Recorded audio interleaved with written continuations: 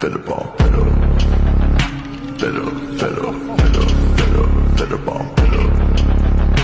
Better, better, better bomb, better, better bomb. Salut à tous et bienvenue dans cette nouvelle vidéo de comment mettre KO comme ce KO qu'on ne présente plus et qu'on va analyser et décortiquer aujourd'hui avec, pour m'accompagner comme d'habitude, Salvatore Liga. Merci pour ta présence. Donc, dans ce combat qui a opposé deux strikers, celui qui était le moins expérimenté a quand même su s'imposer et ça de manière assez rapide et assez efficace. Donc Ngannou commence avec son jab, comme d'habitude, pour prendre la distance et l'utiliser de manière intelligente dans la séquence suivante. Dans la première, il met le jab. Dans la deuxième, il feinte, retrait du buste. Il évite l'overhand over-in. Il met le sien, qui touche à peine. Et direct après, il met le coup final qui a fait le tour du monde, du percute gauche. Donc première séquence, le jab. Deuxième séquence, feinte. Il évite ce qui arrive. Il met son overhand à son tour, qui touche à peine aussi. Et direct après, il met le coup qui a fait le tour du monde, du percute gauche, qui met un terme au combat. Ici donc ce qu'on va faire pour éviter de faire mal à son adversaire et de travailler de manière efficace et pouvoir se lâcher, c'est de travailler au pas d'ours comme dans la vidéo de la semaine dernière. Donc comment travailler avec son partenaire? On va donc se concentrer sur le combo final où je fais la feinte de jab, il envoie l'overhand, il revient avec la même main pour que je puisse rentrer mon overhand et suivre avec le percute gauche. Donc, feinte, hop, percute gauche. Feinte, hop. Ici ce qui va compter c'est vraiment le timing. Donc le partenaire doit absolument être précis pour pouvoir bien travailler. Donc je feinte, il envoie, il revient rapidement pour mettre l'overhand, je suis avec le percute gauche.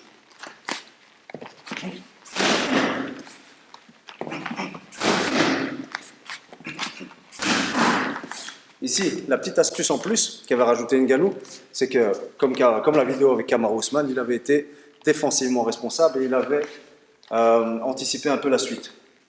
C'est-à-dire, il met le jab, il le feinte plutôt, il rajoute l'overhand et au moment de l'uppercut, il va se décaler légèrement sur le côté. Ça lui permet de sortir de l'axe et de ne plus prendre de coups qui risquent d'arriver. C'est le premier détail. Le deuxième détail, c'est au niveau de l'uppercut gauche. L'uppercut gauche, je ne vais jamais l'envoyer comme un uppercut arrière, c'est-à-dire de face, comme si je me regardais dans le miroir. Je ne vais pas l'envoyer donc là, tout simplement parce que même s'il esquive le coup sur le côté, hop, il le rate. Je vais toujours l'envoyer de manière en biais. En l'envoyant en biais, même s'il esquive, il le prend. Et c'est exactement ce qui s'est passé dans ce combat. Donc l'uppercut arrière, de face, l'uppercut avant, légèrement en biais.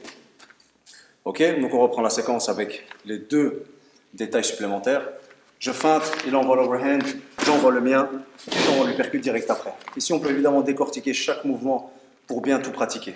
Feinte, je reviens en arrière, c'est un combo qui est assez difficile à exécuter, donc on prend bien le temps avec le partenaire pour vraiment être précis et avoir le bon timing. Je feinte, il l'envoie, je remets, je mets l'uppercut direct après. Feinte, hop, boum. Là. Avec le déplacement.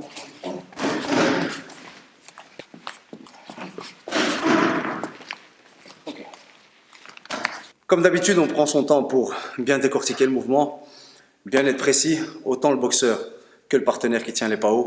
Le partenaire que je remercie aujourd'hui, Salvatore Liga, qui combat bientôt. Et on n'oublie pas de liker et s'abonner. Merci à tous et à la semaine prochaine. Better bomb, better.